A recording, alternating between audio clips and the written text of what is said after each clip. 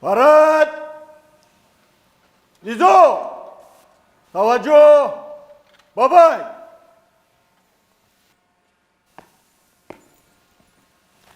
محترم اساسگزار صلح و وحدت ملی پیشوای ملت پرزیدنت جمهوری تاجیکستان سرفرمانده عالی قواهای مسلح جمهوری تاجیکستان هیئت شخصی جزءسازهای ساختارهای قدرتی و مقامات حفظ حقوق با مناسبت 30 سالگرد تأسیسیابی گواردیای ملی جمهوری تاجیکستان صف آراستند. فرمانده گواردیای ملی جمهوری تاجیکستان گنرال پالکونی گواردیا جمالزاده.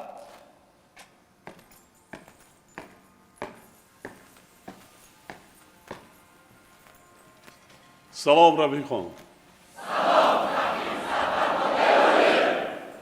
شما را به مناسبت 34 سالگی استقلال دولتی جمهوری تاجیکستان و 30 سالگی تأسیس یابی گواردیای ملی تبریک میگویم.